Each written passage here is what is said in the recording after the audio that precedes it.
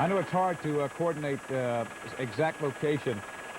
This is the 118, and it's east of Balboa. I can't give you the cross street. I can't tell it at the moment. If we get down close enough, I think we could probably see an off-ramp right down there. We can give you that in just a few seconds. Might take a minute, though.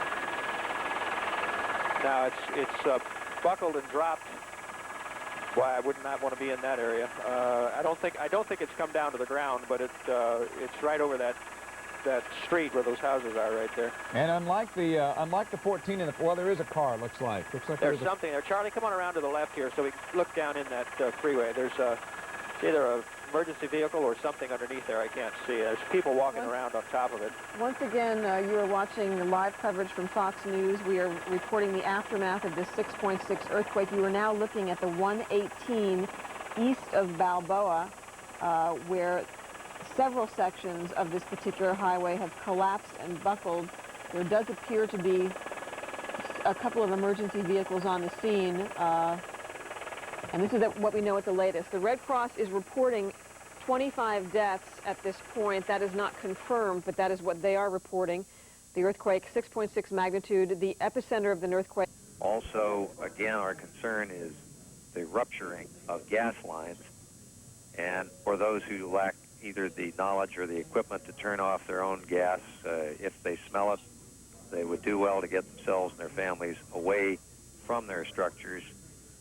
We don't want them, though, out in the streets. Well, that sure is good advice. Governor, I'm kind of curious, what happens when the phone rings at bedside? I guess it rang at your bedside, and someone says, Pete, there's been an earthquake. What do? What's the first thing you do?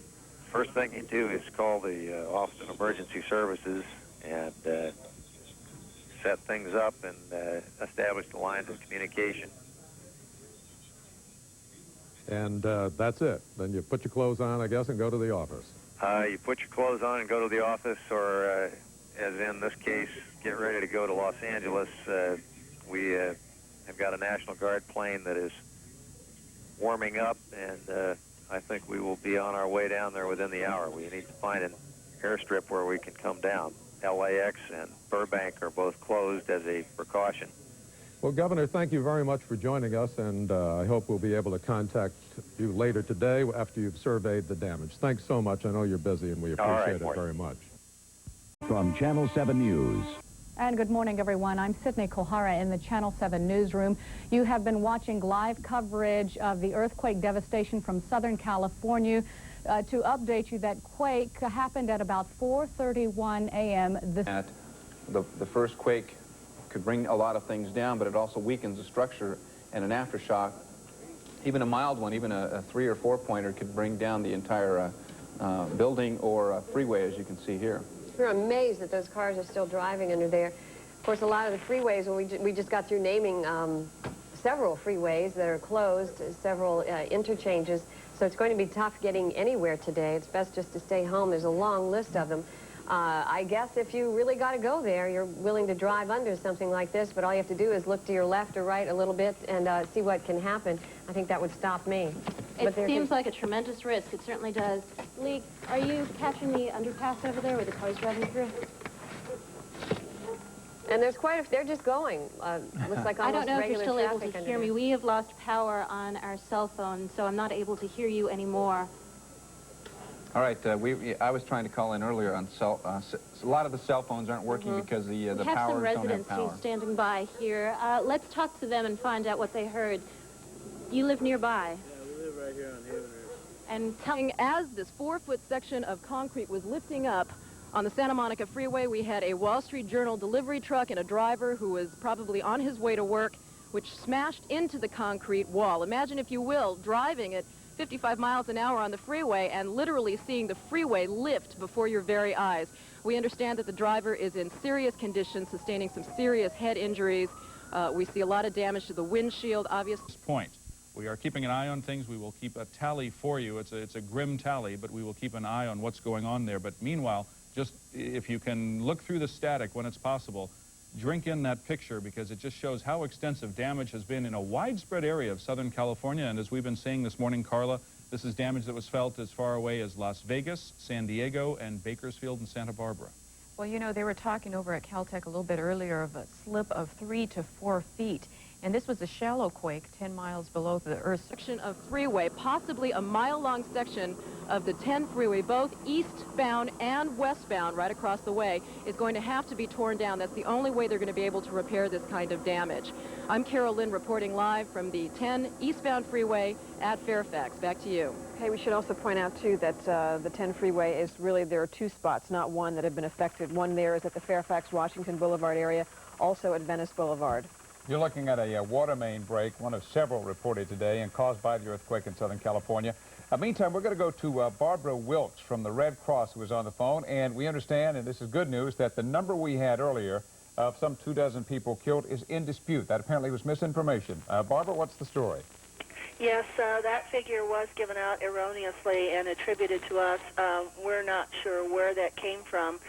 Red Cross is not responsible for keeping that statistic, so it's not a valid number as far as we're concerned. Barbara, what are you, as the Red Cross, concentrating on at this point? Where have you dispatched people?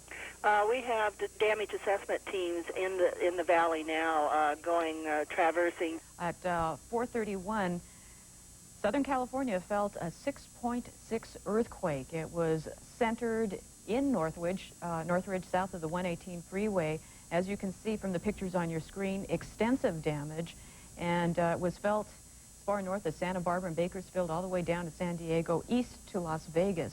And there have been at least 6 aftershocks above 4.0, and actually since we got this report, we felt another one, which I'm sure has to be at least a 4.0. This reminder, as Carla's talking about aftershocks, we have been told, we've already heard this morning, we should expect more of them in the hours, days, and perhaps even week ahead, because an earthquake this strong is going to produce some relatively strong aftershocks as well. Right now, let's go to our... It just dropped straight down, and then there was just a big cloud of dust after that. I understand there was a problem with natural gas in this area. Yeah, correct. The Kaiser Permanente building was leaking natural gas. The maintenance from this hospital, it seems that they've shut it off, so there's not much gas leak. Okay, and very quickly, tell me the nature of the injuries that have come into your into the Granada Hills Hospital today. Basically, it's abrasions, chest pains, and some few broken bones.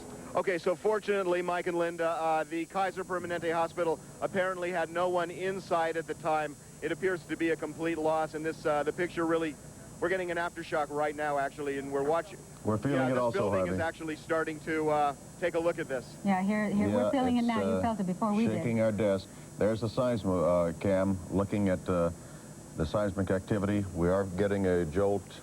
We have had 6 or 7 of magnitude 4 or greater since the quake at 4:31 this morning. All right, Bob Turr is in Chopper 2 over Pacific Palisades along Pacific Coast Highway, where there has been some landslides.